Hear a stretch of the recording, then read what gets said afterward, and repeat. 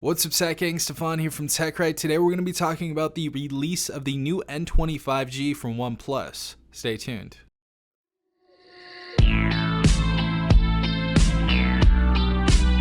Alright everyone, hopefully you guys are having a good day. Hopefully everyone is safe out there. As you guys see right here, we have an article from The Verge, so shout out to The Verge. Appreciate you guys for making this article.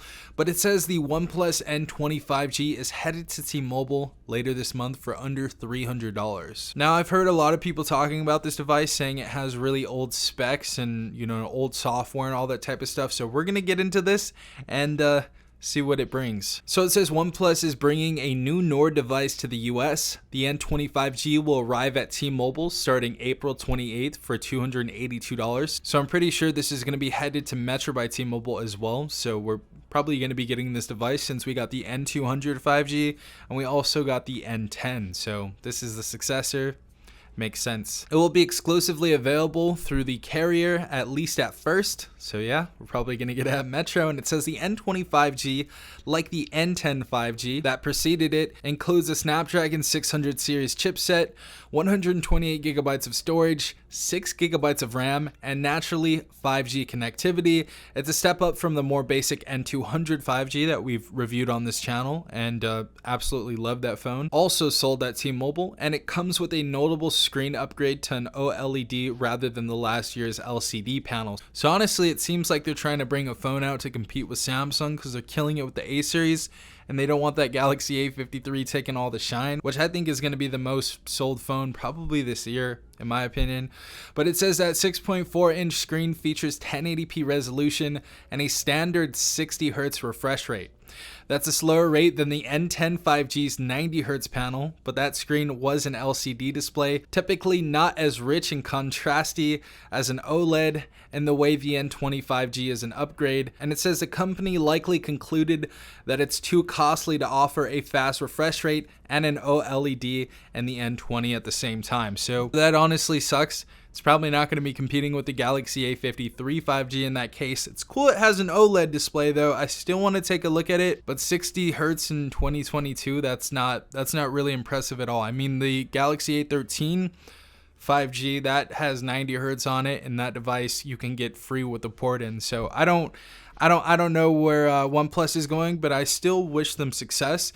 It says there's not much else surprising about the N20 5G. Its specs speak to a device focused on good performance within the limits of a budget category.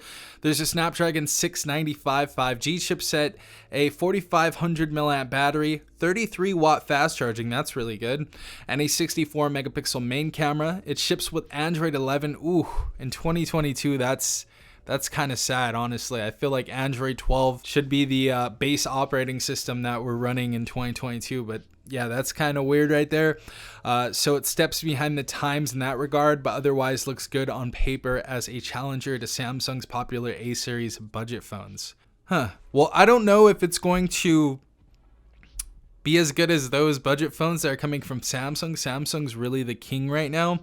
And I don't want to mess anything up with OnePlus in case they want to work with me later on and send me phones. Obviously, they're not going to. I don't want them to pay me and stuff. But for right now, looking at OnePlus, they definitely want to be the A series, the Galaxy A series. They want to be them, but they're probably not going to ever be them. They're probably going to get kicked out, honestly, later on. This phone looks like a disappointment. In my opinion, this phone looks like a real disappointment. I mean, it's shipping with Android 11.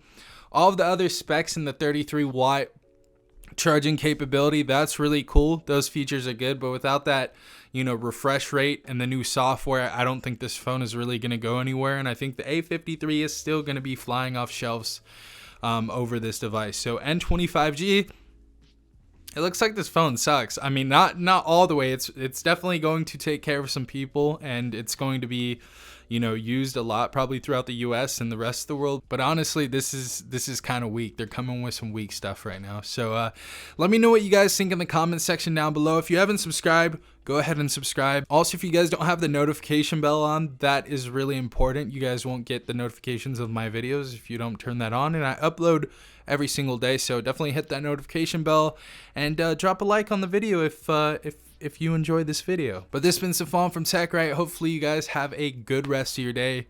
Peace out, Sack Gang.